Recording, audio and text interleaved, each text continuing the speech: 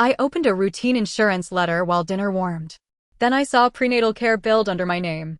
I couldn't get pregnant anymore. My husband knew that. So I called the clinic, and the receptionist whispered, "Your husband brought a pregnant woman in under your profile."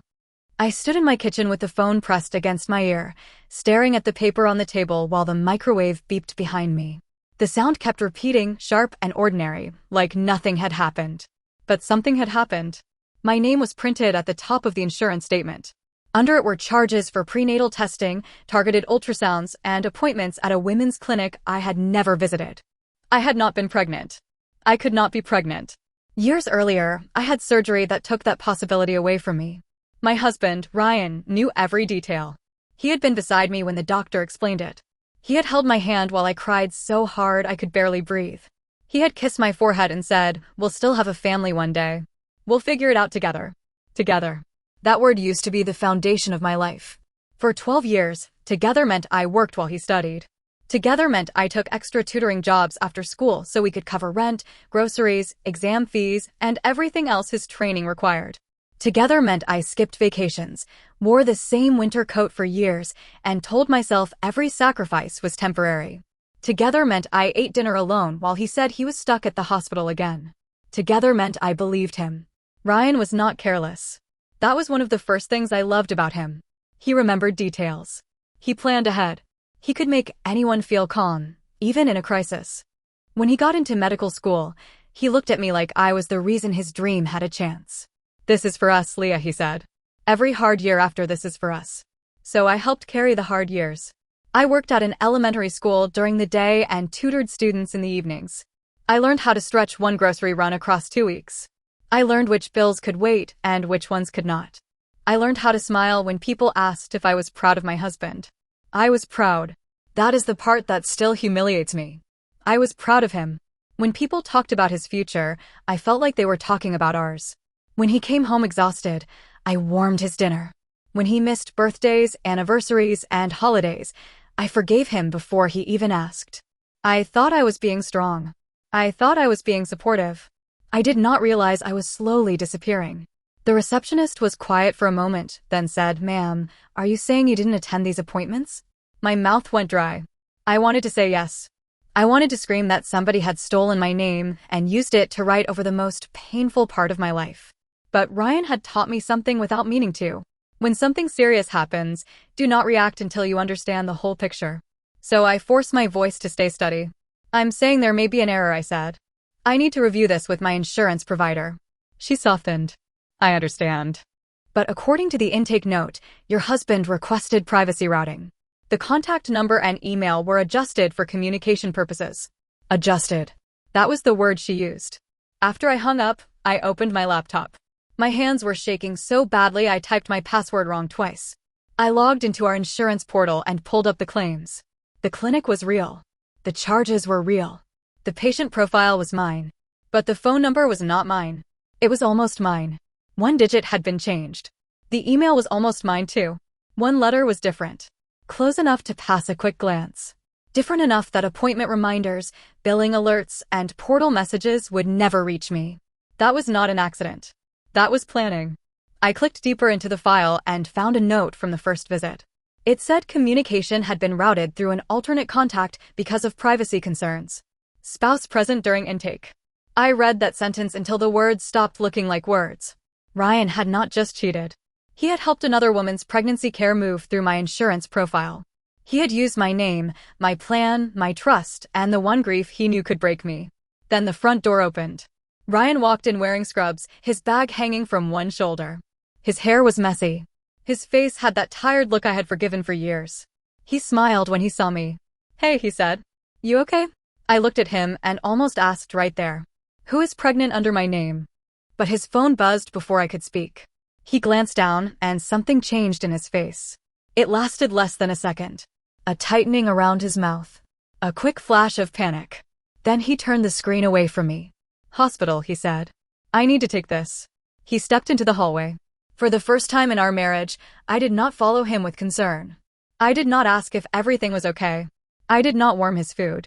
I folded the insurance letter, put it in my purse, and sat at the kitchen table until the food in the microwave went cold. That night, Ryan slept beside me like nothing had happened. I stayed awake until sunrise. By morning, I knew one thing clearly. If I confronted him too soon, he would lie. And if I gave him time, he would bury the truth before I could prove it. I called in sick the next day. I almost never did that. Teachers do not call in sick unless they are truly sick or falling apart in a way nobody can see. I was the second one. Ryan had already left before sunrise. He kissed my cheek while I pretended to sleep. "Long day," he whispered. "Don't wait up." I kept my eyes closed until I heard his car pull away. Then I got up and started taking screenshots. Insurance claims. Altered contact details. Clinic notes. Appointment dates. Every file I could legally access, I saved. Every page that showed my name connected to care I never received, I printed. I did not use the printer at home. I went to a small copy shop and paid cash because suddenly every normal habit felt unsafe. By noon, I had a folder thick enough to make my stomach turn. But I still did not know who she was. The woman. The pregnant woman. I drove to the clinic and sat in the parking lot for almost an hour. I did not go inside. I just watched people come and go. Women with folders. Women with partners. Women with hands resting over their stomachs. I sat there gripping the steering wheel, remembering the months after my surgery when I could not walk past baby clothes without feeling like the floor had dropped under me. Ryan had known that pain better than anyone. Or I thought he had. That afternoon, I went to a small private investigation office tucked between a tax preparer and a repair shop. The man who opened the door was named Douglas. He was calm, older, and direct in a way I needed. He offered me water. I said, "My husband is hiding something, and I need proof before I confront him." He asked what kind of proof. I slid the folder across his desk. He read quietly. At first, his expression stayed neutral. Then his eyebrows pulled together. "This is your insurance profile?" "Yes." "And you did not attend these appointments?" "No." "Do you know who did?" "No. But I think my husband does." Douglas leaned back. "Do you want proof of the relationship, proof of the insurance issue, or both?" The word relationship hit me hard, even though I already knew. "Both," I said. He explained what he could legally do. He could document public movements, confirm patterns, gather lawful records, and help me understand what I was dealing with. No dramatic promises. No revenge speeches. Before I left, he said, "Don't confront him while I'm working." I wasn't planning to. Good. People like this are calmest when they think they're still in control. For 2 days, I lived in the same house as Ryan and acted normal. It was the hardest performance of my life. When he came home, I asked about his shift. When he said he was tired, I nodded. When he kissed my forehead, I did not pull away. When his phone lit up, I did not look too long.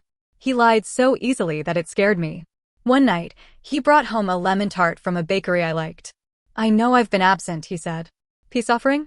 For 1 weak second, my old self almost reached for him. That is the part one hates admitting. Even after the letter, the portal, and the clinic, some broken part of me wanted there to be an explanation. Some misunderstanding.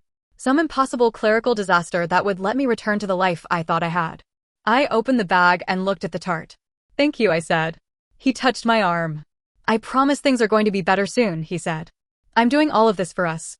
The sentence used to comfort me. Now it sounded rehearsed. The next morning, Douglas called.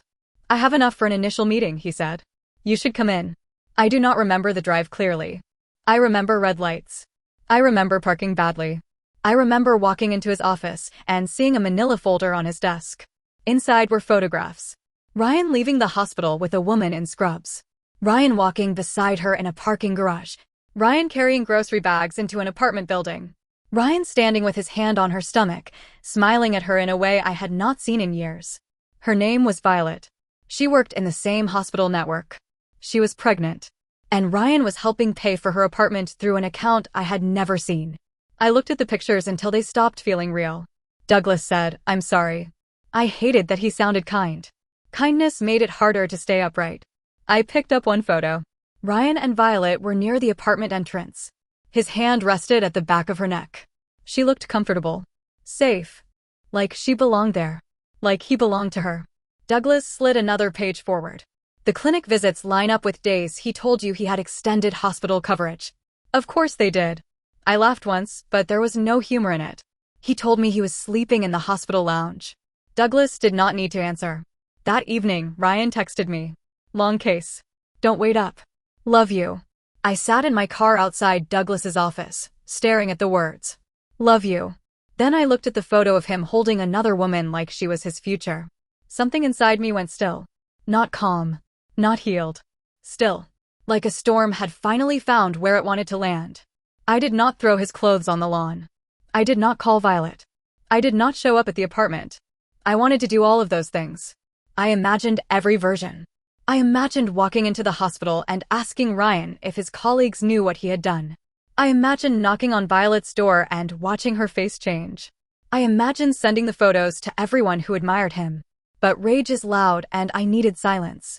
If I warned Ryan, he would prepare. He would explain. He would charm. He would make the story complicated. He would say he was overwhelmed. He would say the clinic misunderstood. He would say Violet was confused. He would say I was fragile because of my medical history. That was what I feared most. Not his anger. His calm. Ryan could make anything sound reasonable.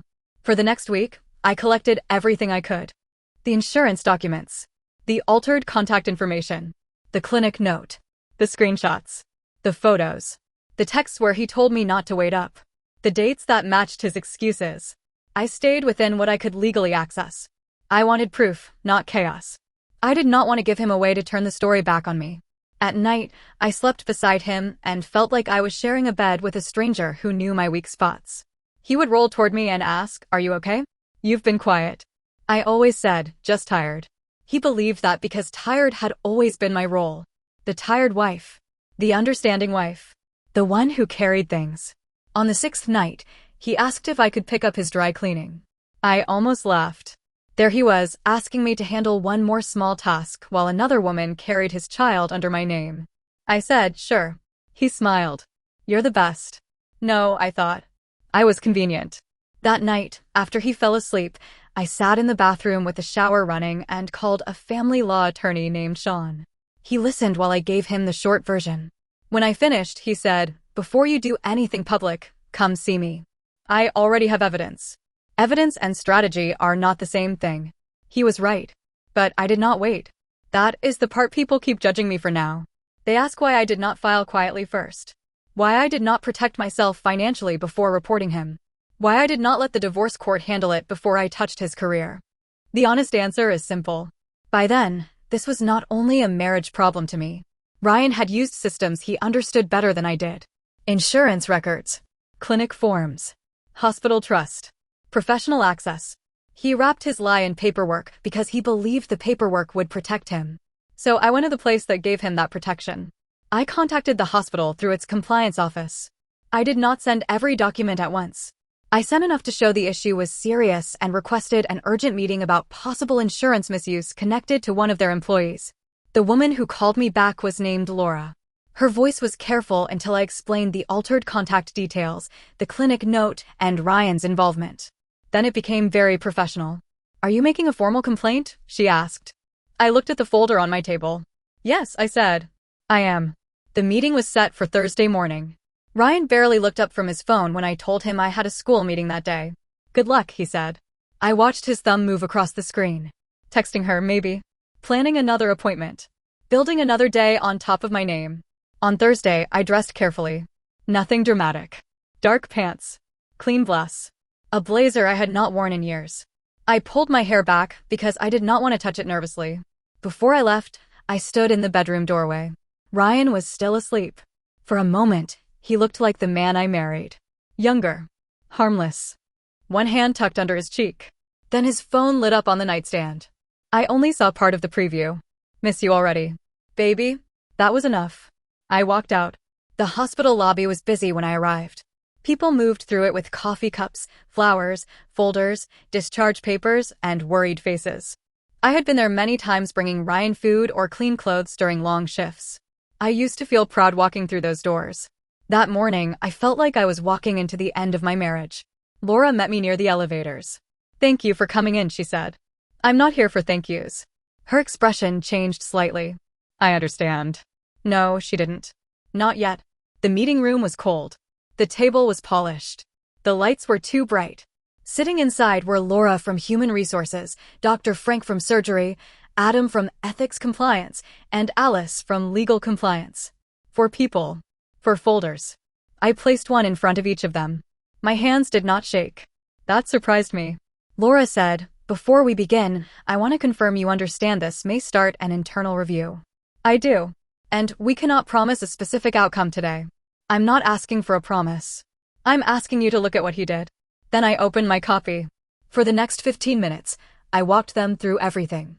Not as a jealous wife. Not as someone begging to be believed. As a woman with dates, records, and proof. I showed them the insurance claims under my profile for pregnancy care I never received. I showed them the altered phone number and email. I showed them the clinic note referencing Ryan's privacy request. I showed them appointment dates that matched his excuses. I showed them photos of Ryan with Violet. I did not call her names. I did not need to. When I reached the photo of Ryan touching Violet's stomach, Dr. Frank stopped moving. He stared at it, then looked back at the clinic note. Adam asked, "You did not authorize these changes?" "No." Alice asked, "And you could not have received the type of care listed?" The question hurt, but I answered. "No. I could not." The room went quiet. Then Laura closed her folder halfway. "We need to bring him in." I thought I was ready. I was not. Dr. Frank picked up the phone. "Page Dr. Ryan to the executive conference room," he said. "Tell him it concerns an urgent administrative matter." 10 minutes passed. Maybe less. Time felt strange in that room. I stared at the edge of the table and focused on breathing. Then the door opened. Ryan walked in wearing scrubs and a white coat, holding a tablet. He had that focused expression I had seen 1,000 times. "Dr. Frank," he said, "I was told there was." Then he saw me. His voice stopped. His eyes moved from my face to the folders on the table, then to the photo lying on top. For 1 second, no one spoke. That 1 second was worth more than I want to admit. Because in that second, Ryan knew. He knew I knew. He knew there would be no private conversation where he controlled the room. No careful explanation. No soft voice. No chance to make me look unstable while he looked reasonable. He whispered, "Leah." I said nothing. He looked at the others. "This is personal," he said quickly. "I don't know what she told you, but this is a marital issue." Dr. Frank's voice was flat. "Sit down." Ryan did not sit. "Leah, please," he said. "Don't do this here." There it was. Not "don't do this." Don't do this here. Not because he was sorry. Because he was exposed. Laura said, "You are being asked to respond to serious concerns involving insurance records, an affiliated clinic, and possible misuse of patient routing." His face went pale. "I can explain." Adam said, "Then sit down and explain." Ryan lowered himself into the chair. He started with confusion. "I don't know why the file would show that." Then he moved to mistake. "There may have been a clerical issue." Then excuse. "I was trying to protect privacy." At that, I almost spoke. Protect was such an ugly word for what he had done. But I stayed quiet. My silence did more than my anger could have. Dr. Frank asked, "Did you ask the clinic to route communication away from your wife's verified contact information?" Ryan looked at the folder. "I may have asked for discretion." Alice said, "For pregnancy care billed under your wife's insurance profile?" His jaw tightened. "It was complicated." Laura's voice sharpened. "No. Complicated is scheduling confusion. This is a documented pattern." Ryan turned toward me. His eyes were wet now. "Leah, please. We can fix this. You don't understand what was happening. For 12 years, I wanted him to look at me like I mattered. Now he did. Only because I had become dangerous." I stood up and gathered my folder. Ryan reached toward me, but Dr. Frank said his name sharply. I looked at my husband one last time. "You already left," I said. Then I walked out. I made it to the elevator before my legs started shaking. By the time I reached my car, I could barely unlock the door. I sat behind the wheel and made a sound I did not recognize. Not a sob. Not a scream. Something in between. I had imagined revenge would feel clean. It did not. It felt like swallowing fire because it was the only thing keeping me upright. That afternoon, Ryan called 17 times. I did not answer. Then came the texts. "Please."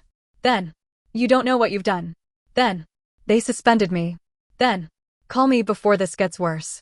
I read that last one twice. Before this gets worse. For the first time all day, I smiled. Not because I was happy. Because it already had. The hospital moved quickly. Not because they loved justice. I understand that now.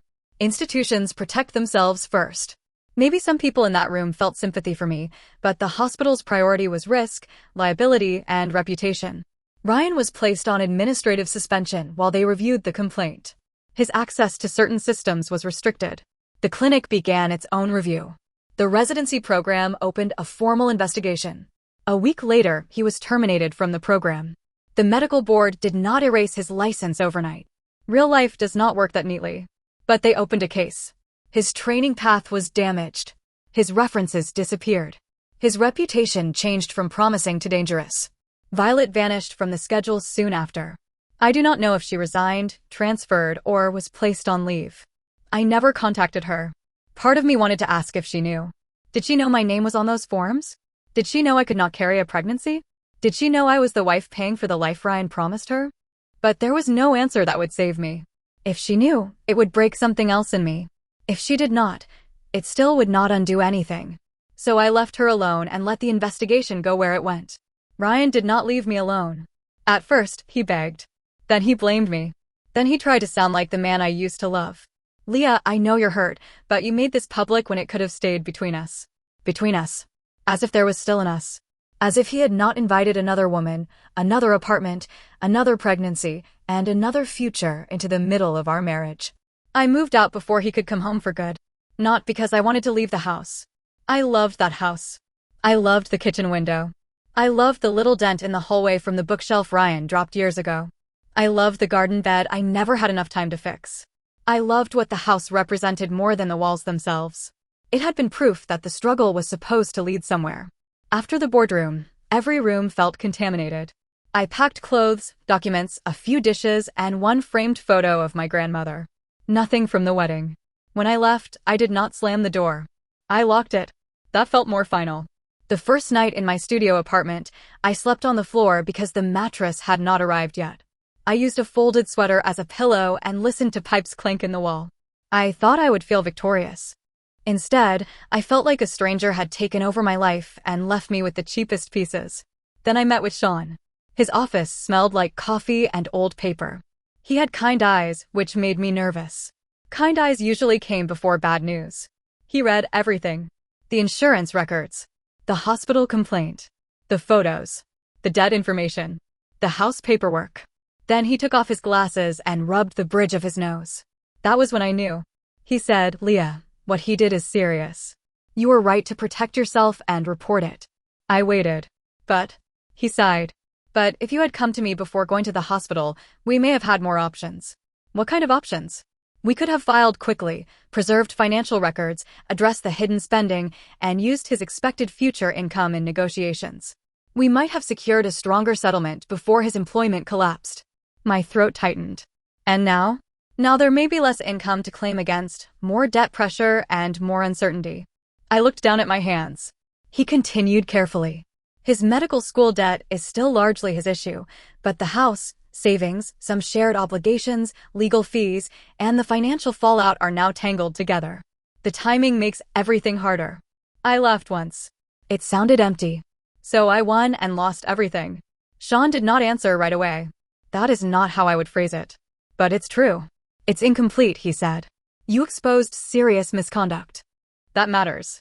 But financially, this will be painful. Painful was too gentle. This was years of sacrifice turning to ash in my hands. The house had to be sold because neither of us could carry it through the legal mess. Savings disappeared into attorney retainers, temporary housing, and obligations that suddenly felt heavier than stone. Ryan's family blamed me completely. His mother left a voicemail saying, "You ruined a man who could have saved lives." I deleted it. Then my own mother called. My sister was on speaker. I knew because I heard her breathing before anyone said her name. My mother did not ask if I was okay. "What were you thinking?" she said. "I'm not doing this right now." "No, you need to hear it. You spent your adult life helping that man become something. You were entitled to the benefit of that. You could have divorced him quietly and walked away secure." My sister said, "Mom's not saying what he did was okay." "It sounds like she is." "I'm saying," my mother snapped, "that you let rage make the decision. You burned down the house while you were still inside it." I looked around my apartment. One pan on the stove. 2 boxes by the wall. A folding chair I bought secondhand. Her words landed because they were cruel. And because part of me feared they were true. "You should have thought like a woman leaving a bad marriage," she said. "Not like someone chasing revenge." That was when I finally found my voice. "I was his wife," I said. That was the problem. I kept thinking like his wife long after he stopped thinking like my husband. The line went quiet. Then my sister said softly, Leah. I hung up. I wish I could say I felt strong. I didn't. I sat on the edge of my mattress and cried until my face hurt. Not because I missed Ryan. That part of me was gone. I cried for the woman I used to be. The one who thought loyalty was always noble. The one who confused sacrifice with love. The one who believed a man every time he said soon. A few days later, Ryan showed up outside my apartment building. I saw him through the window before he saw me. No white coat. No badge. Just a gray hoodie, tired eyes, and a face that had aged years in weeks. He called my phone. I answered, but I did not go downstairs. What do you want? His voice cracked. I wanted to see you. No. Leah, please. I lost everything. I looked at the boxes beside my bed. So did I. You didn't have to do it that way. Even ruined, he still wanted to edit my reaction. You used my name, I said. You used my insurance. You let another woman's pregnancy appear in the medical records of a wife who can never carry a child. You don't get to choose the shape of my anger. He was quiet. Then he said, I was scared. For years, his fear had been something I rushed to soothe. Exams. Evaluations. Interviews. Money. Pressure. I had comforted him through all of it. Not this time. Good, I said. He looked up toward my window, like he could feel me watching. For a moment, we were both still. The man outside who lost the future he lied for. The woman upstairs who lost the future she paid for. He asked, was it worth it? I did not answer. Because that question still keeps me awake. When I remember his face in that boardroom, part of me says yes. When I open my banking app, another part of me says no. When I think about him walking through hospital halls while people admired him, knowing what he had done, I feel a cold satisfaction that scares me. When I think about starting over with legal bills, rented walls, and no clear future, I wonder if I punished myself just to make sure he felt pain too. Maybe my mother is right. Maybe I burned down the house while I was still inside it. Maybe Sean is right. Maybe there was a smarter way. Maybe everyone is right and wrong at the same time. But here is what I know. Ryan built his dream on my back, then tried to hand the reward to someone else while using my name to cover the cost. He thought I would never notice. He thought I would stay tired. He thought I would choose comfort over truth. I didn't. Now he is not the man everyone thought he was. And I am not the woman I used to be. My apartment is small. My future is uncertain. Some nights, the quiet feels too heavy to carry. But nobody is lying beside me anymore. Nobody is kissing my forehead with another woman's message on his phone. Nobody is using my grief as camouflage. Maybe that is not victory. Maybe it is just the first honest thing I have had in years. So I keep asking myself, and maybe I am asking you too. Was I wrong for destroying the future I helped build, just so he could never enjoy it without me?